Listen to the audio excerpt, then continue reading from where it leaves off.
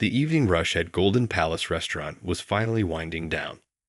Steam rose from the kitchen vents into the cool Seattle air as Mai wiped down another table, her fingers moving quickly across the surface. She'd done this so many times, she could probably do it in her sleep. The clock on the wall showed 10:45 p.m. Just 15 more minutes until her shift ended. The restaurant's dim lighting cast warm shadows across the remaining customers. An old couple lingered over their fortune cookies, while a group of office workers gathered their coats, leaving behind generous tips that Mai quickly tucked into her apron pocket. Every extra dollar meant a few more minutes she could practice tonight. Back in the kitchen, she could hear Uncle Wong, the cook, humming an old Chinese folk song while cleaning his wok. The familiar melody made her think of her own violin, waiting patiently at home. Her grandmother's violin. She smiled, remembering how her Popo had saved for years to buy it, working double shifts at a garment factory in Shanghai before moving to America. Meh. Table 6 needs their check, called out Rose, the other waitress, snapping her back to reality. Mai quickly grabbed the bill folder and headed over, her comfortable black shoes squeaking slightly against the recently mopped floor. She'd learned early on that fancy shoes weren't worth the pain during 12-hour shifts. As she handed the check to the customers, a familiar tune played over the restaurant's speakers. Beethoven's Moonlight Sonata. Her fingers instinctively moved, muscle memory from countless hours of practice making them dance along invisible strings. One of the customers noticed and smiled, but Mai quickly tucked her hands into her apron pockets, feeling her cheeks warm with embarrassment.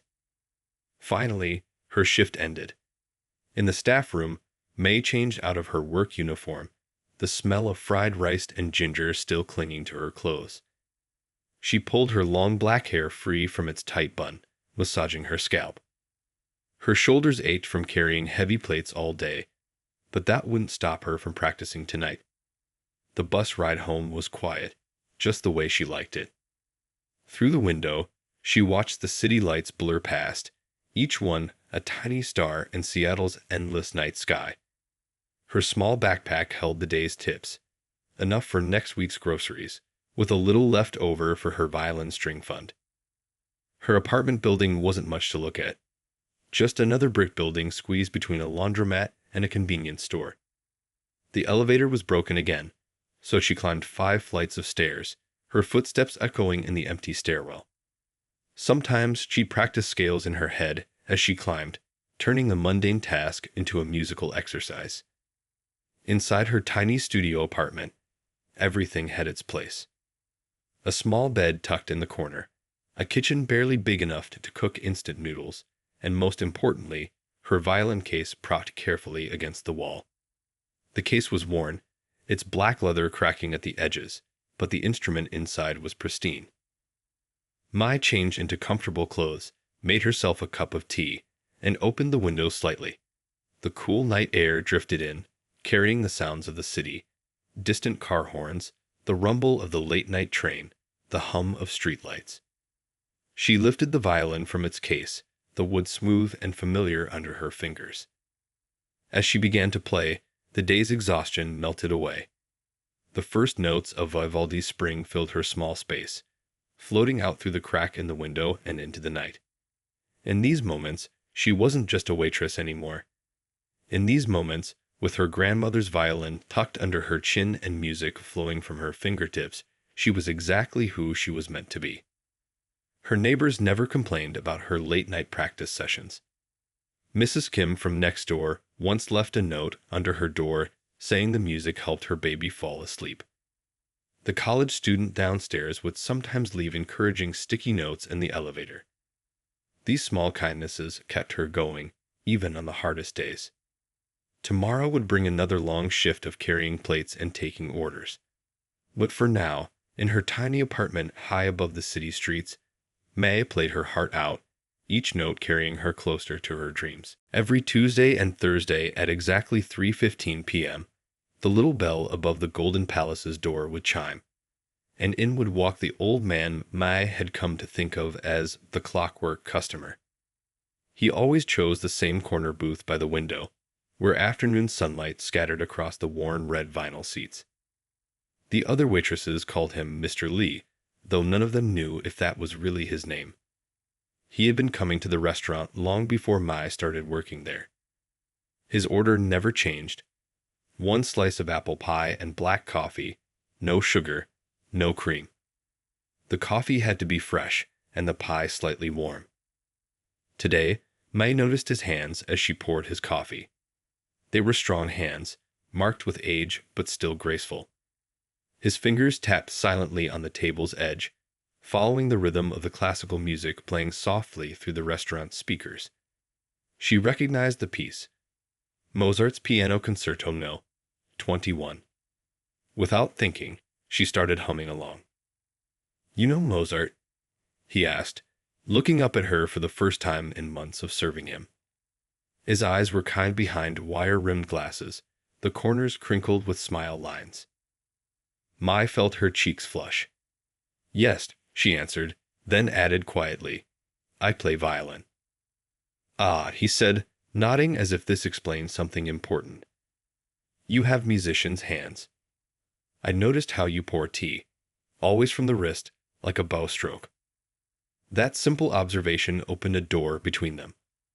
Over the next few weeks, their brief interactions grew longer. She learned he liked his pie warm because that's how his wife used to serve it before she passed away. He learned that Mai practiced late at night because the violin was the only thing that made her feel close to her grandmother anymore. One rainy afternoon, when the restaurant was nearly empty, he told her about the music school in Vienna where he'd studied conducting. Mai almost dropped her coffee pot. This quiet man, who ordered the same pie twice a week, had once conducted symphonies across Europe. He spoke about music the way other people talked about their first love, with passion, nostalgia, and a hint of sweet sadness. "Why did you stop conducting?" she asked one day while refilling his coffee. He smiled, stirring his coffee slowly. "I didn't stop. I just changed venues. Now I conduct my grandchildren's school band. 6 kids with recorders and a triangle. They're not quite the Vienna Philharmonic, but the joy of music is still there." Mai found herself looking forward to his visits. He would quiz her about composers while she cleared nearby tables, or tell stories about famous musicians he'd worked with. Sometimes he'd bring sheet music, carefully preserved in clear plastic sleeves, and they'd discuss different interpretations of classic pieces. The other regulars started noticing their conversations. Old Mrs. Chen, who always ordered hot and sour soup, would smile knowingly when she saw them talking. Uncle Wang would peek out from the kitchen, pretending to check on customers, but really listening to their discussions about Tchaikovsky and Bach. One day, Mr. Lee brought something different with him, a worn leather briefcase. "I found these in my attic," he said, pulling out yellowed programs from concerts he'd conducted. May's eyes widened as she saw the names of famous concert halls and orchestras. Her fingers traced the elegant typography, imagining the grand performances they represented. "Music isn't just about playing the right notes," he told her, watching her examine the programs. "It's about telling a story. Every piece has a heart, a soul. When you understand that, you're not just a musician. You're a storyteller." That evening, after her shift ended, May rushed home to practice. But this time, instead of focusing on perfect technique, she thought about the stories in her music. As she played, she imagined the tales Mr. Lee had told her, about concerts in grand halls and musicians who poured their hearts into every note. Little did she know that Mr. Lee had his own reason for sharing these stories. He had recognized something in her, not just talent, but that rare spark that turned good musicians into great ones. As he left the restaurant that day, he made a phone call to an old friend who still conducted. "Remember how you said you were looking for new talent?" He said into his phone, watching the sunset reflect off the restaurant's windows. "I think I've found someone special." Rain drummed against the Golden Palace's windows as May rushed between tables, carrying plates of steaming food. The restaurant was packed. A wealthy businessman had rented out half the space for his daughter's engagement party. Streams of white lights twinkled overhead, and flowers decorated every table. It was the fanciest event the restaurant had hosted in years. Uncle Wong had spent days preparing a special menu. The kitchen hummed with activity as stirrers carried out plate after plate of perfectly arranged dishes. Even Rose, usually calm under pressure, was sweating as she balanced trays of champagne glasses. The businessman's wife had arranged everything meticulously, including a playlist of classical music to create the perfect atmosphere. Mai could hear Devossy's Clair de Lune floating through the speakers as she served appetizers. The celebration was going smoothly until suddenly, with a crack of thunder outside, the music stopped. The restaurant owner frantically checked the sound system. Nothing worked, not even the backup speakers. The businessman's wife became increasingly upset, saying the music was essential for their daughter's first dance with her fiancé. The happy atmosphere began to fade as guests whispered among themselves. May stood by the kitchen door, watching the chaos unfold. Her heart was pounding. She knew she could help, but fear kept her silent. Then she caught Mr. Lee's eye from his usual corner booth. He gave her a slight nod, as if reading her thoughts. Taking a deep breath, Mai approached the restaurant owner. I can play violin," she said quietly, "if you think it might help." The owner looked surprised, then desperate enough to try anything. "You have your violin here."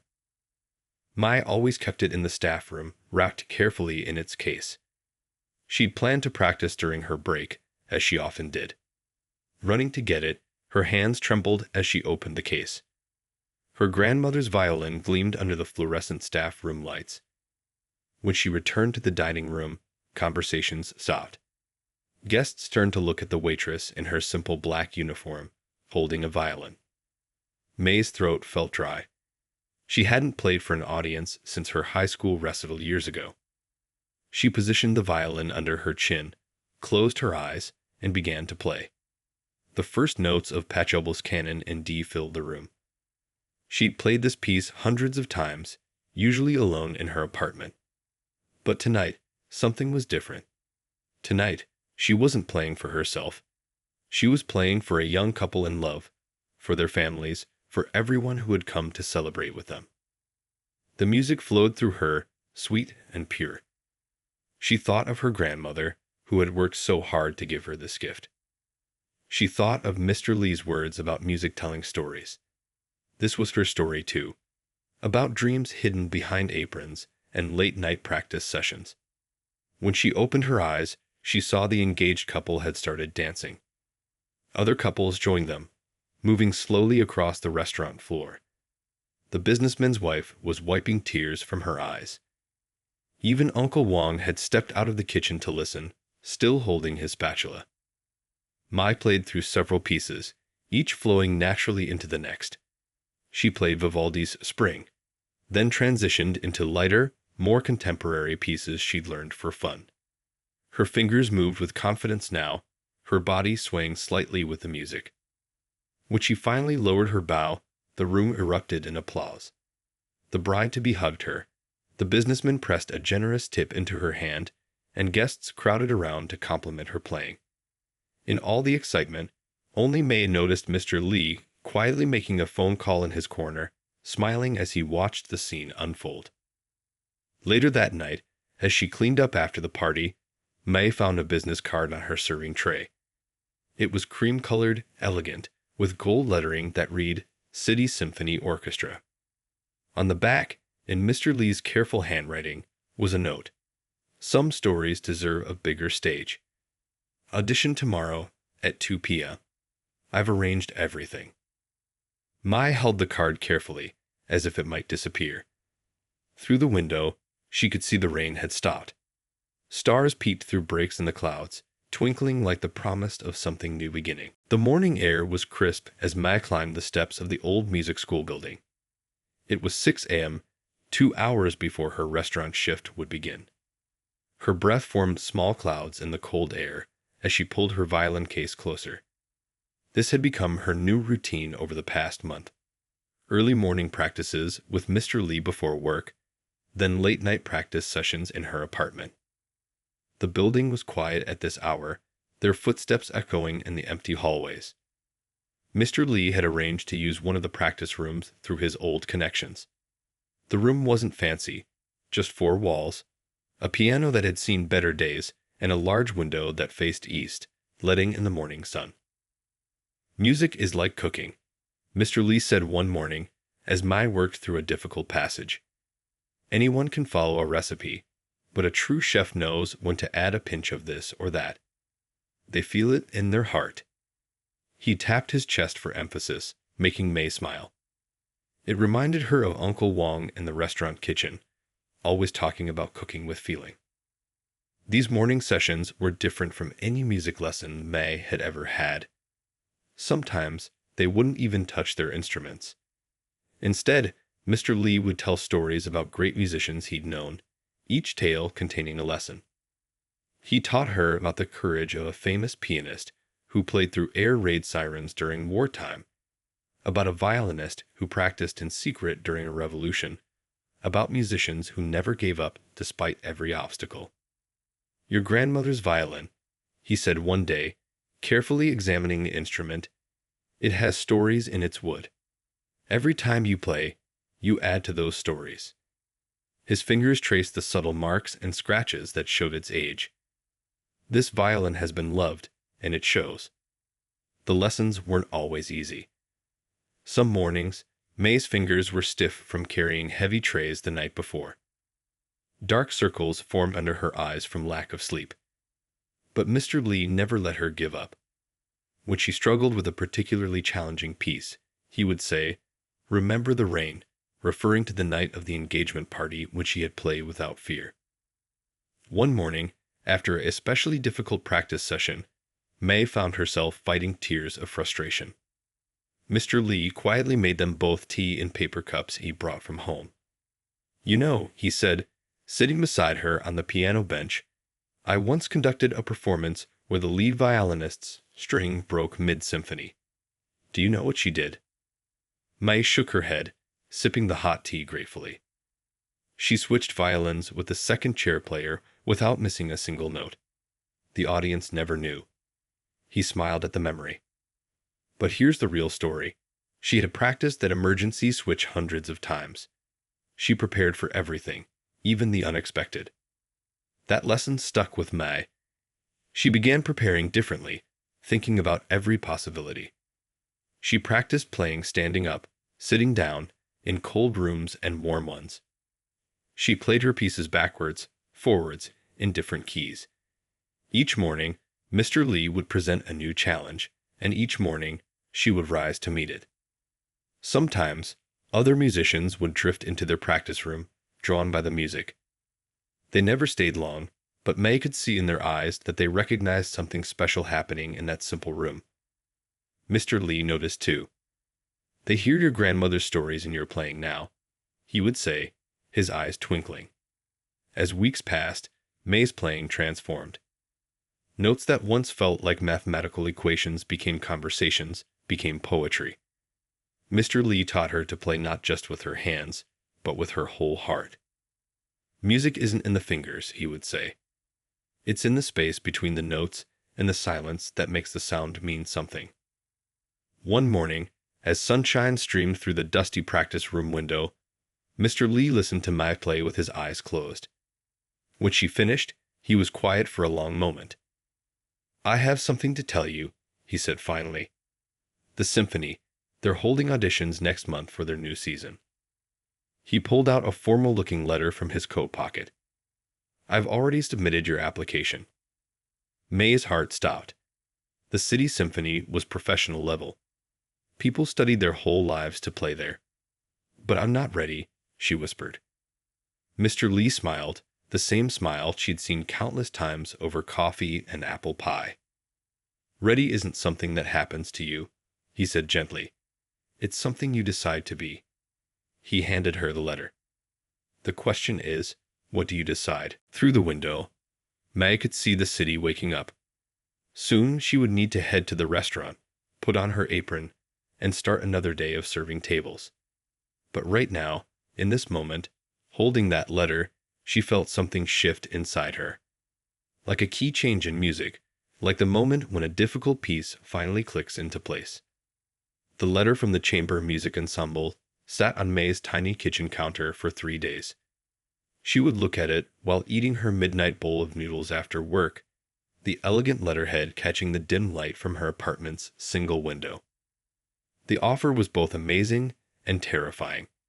A permanent position, but the pay would be less than half of what she made at the restaurant, at least for the first few months. Opening her worn notebook, May counted her savings again. 3 months of rent, maybe 4 if she cut back on everything except the bare necessities. She'd been saving carefully, putting aside tips and spare change, but living in the city wasn't cheap. The violin strings alone cost more than she liked to think about. At work, she hadn't told anyone about the offer yet. But somehow things felt different. Every time she refilled a coffee cup or took an order, she found herself memorizing the little details. The way Uncle Wong hummed old songs while cooking, how the afternoon sun made patterns on the red tablecloths, the familiar ding of the kitchen bell. "Something's on your mind," Rose said one afternoon as they folded napkins together. "You've been quieter than usual." Rose had been at the Golden Palace for 15 years. She had 2 kids in college and knew everyone's favorite orders by heart. May's hands stilled on the napkin she was folding. "How do you know when it's the right time to take a risk?" she asked. Rose smiled, her hands never stopping their practiced movements. "You don't. That's what makes it a risk." She looked at May with knowing eyes. But sometimes the biggest risk is not taking one at all. That evening, as Mai served the dinner rush, she watched the regulars closely. There was the old couple who split a dessert every Friday, the college students who came in for late-night study sessions, the businesswoman who always requested extra chili sauce. These people had become like family. After closing, May finally gathered her courage and told the restaurant owner about the ensemble offer. To her surprise, he broke into a wide smile. "I knew this day would come," he said, pulling a small package from under the counter. We all did. Inside the package was a card signed by everyone: the kitchen staff, the other waitresses, even the regular customers. Some had written long messages, others just simple good wishes. Mr. Lee had written a quote from a famous musician: "Music is the space between the notes." Uncle Wong had drawn little musical notes around his message. "But how will you manage without?" May began, thinking of all the busy shifts and double shifts she'd covered. The owner cut her off with a gentle laugh. "We managed before you came, we'll manage after. Some things are meant to change." He patted her hand. "Besides, you think we want to be the ones who held back our own star." Word spread quickly through the restaurant. Over the next week, customers kept stopping by to wish her well. The college students made her promise to let them know about her first performance. The businesswoman slipped her a card with contact information just in case. Even the grumpy morning regular, who never talked to anyone, gave her a gruff "good luck" with his usual breakfast order. On her last day, Uncle Wong made all her favorite dishes. The staff room was decorated with streamers, and someone had brought in a cake with musical notes drawn in frosting. As she hung up her apron for the last time, Mai felt tears welling up in her eyes. "No crying in my kitchen," Uncle Wong said gruffly, but his own eyes were suspiciously bright. "Music needs joy, not tears." After the goodbye party, Mai stayed behind to walk through the empty restaurant one last time. The chairs were upturned on tables, the floors freshly mopped. Everything was quiet except for the soft hum of the refrigerators in the kitchen. She touched the smooth surface of the counter where she'd served countless cups of coffee, the door handle she'd pushed through thousands of times. At her usual spot by the register, she found one last surprise: a small envelope. Inside was a gift card for the coffee shop next to the music hall where she would be practicing with the ensemble. The note read, "For when you need a slice of apple pie, Mr. Lee." Walking home that night, May held her violin case close. The city lights seemed brighter somehow, full of possibility. In her pocket, she could feel the weight of her new ensemble ID card, along with all the well wishes from the restaurant. Tomorrow would bring new challenges, new music, new dreams. But tonight, she carried with her the strength of everyone who had believed in her, even when she hadn't believed in herself. Reality hit hard during May's first month with the ensemble.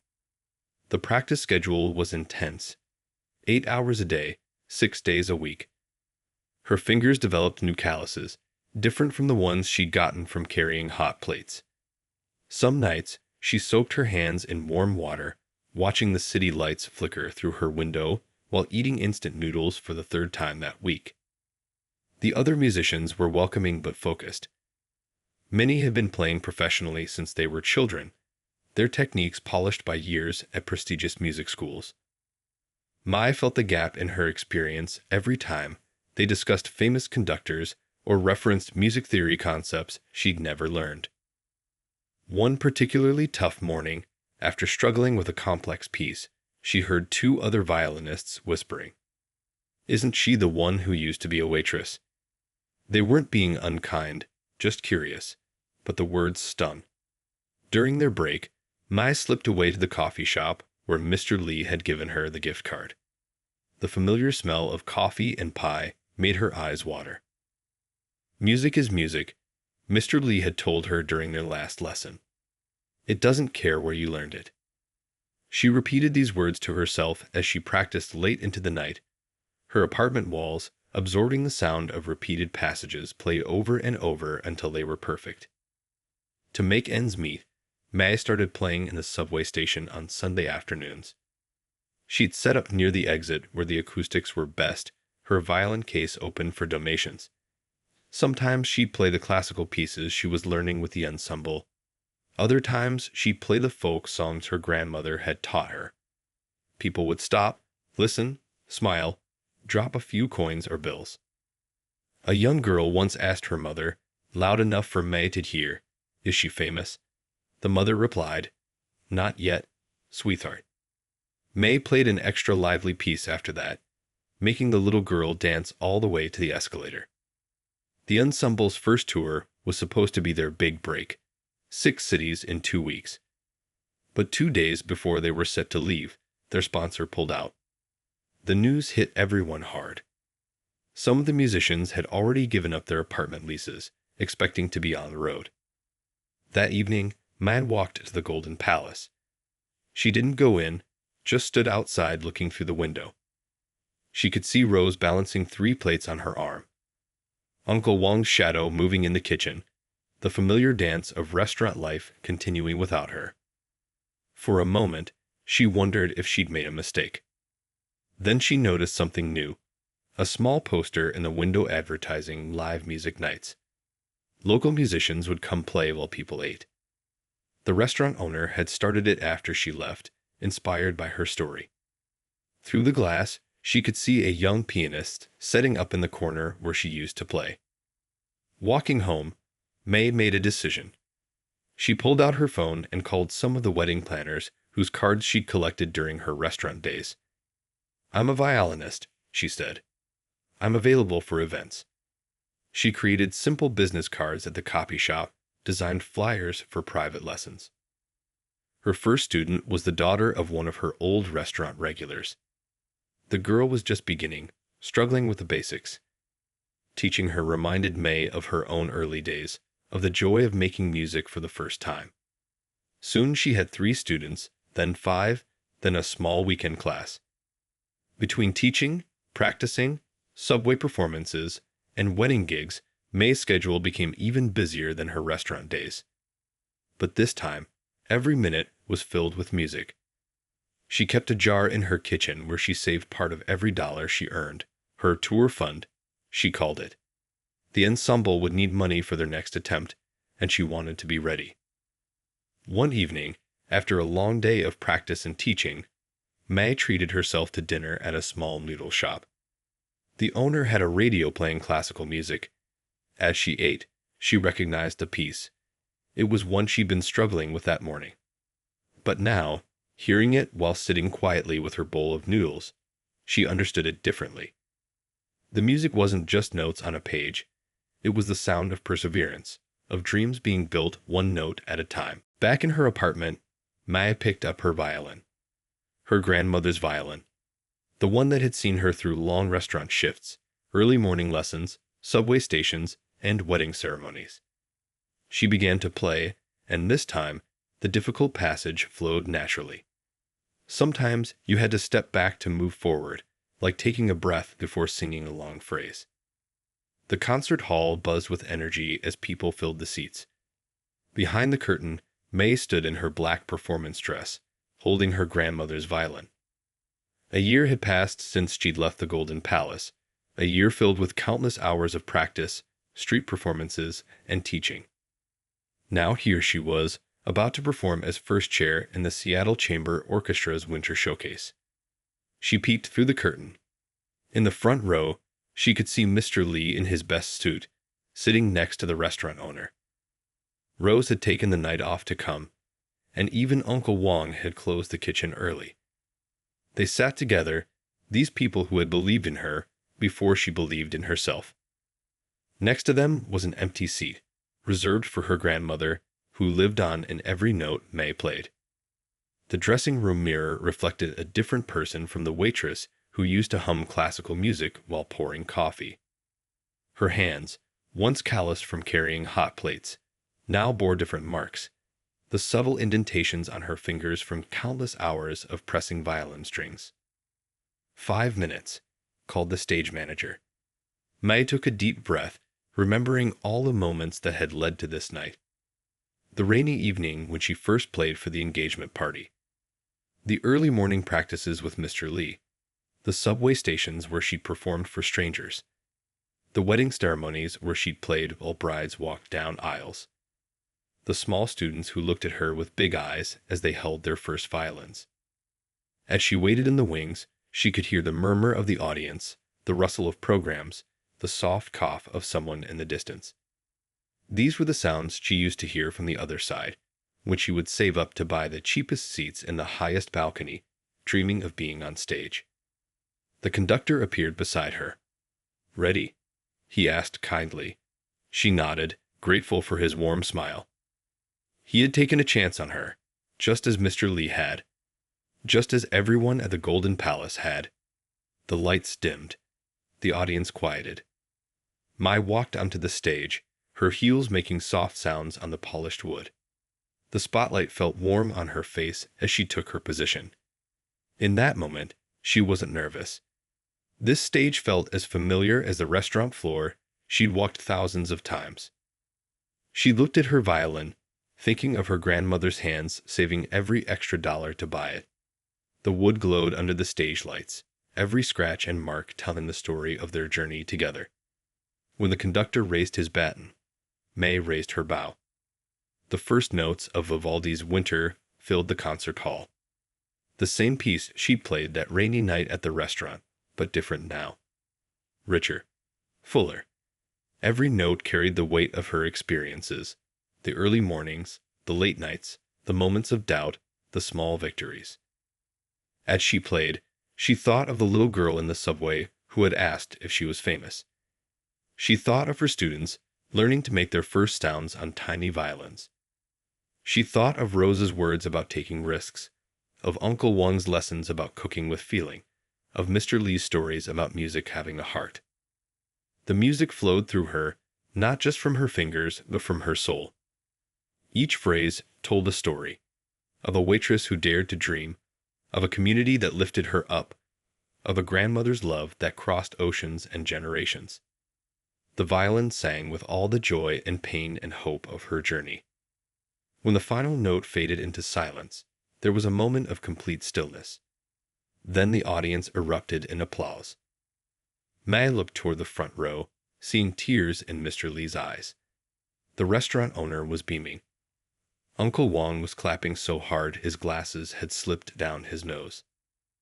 As she took her bow, May caught a glimpse of movement in the highest balcony. A young woman in a waitress uniform was standing, clapping with shining eyes. May smiled, hoping that somewhere, Another dream was taking flight.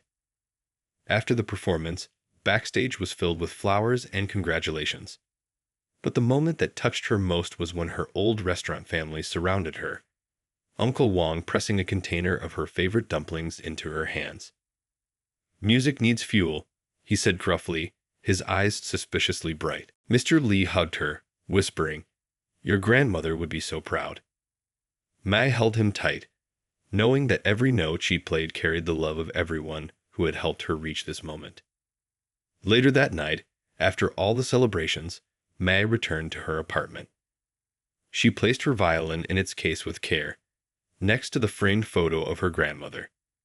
The city lights twinkled outside her window, just as they had on all those nights she practiced after long restaurant shifts. On her kitchen counter sat her tip jar, now transformed into her dream fund. Tomorrow, she would add to it again. Because this performance wasn't an ending. It was just another beginning. There would be more music to learn, more stories to tell, more dreams to chase. And somewhere in the city, another waitress might be humming a tune, holding onto a dream of her own.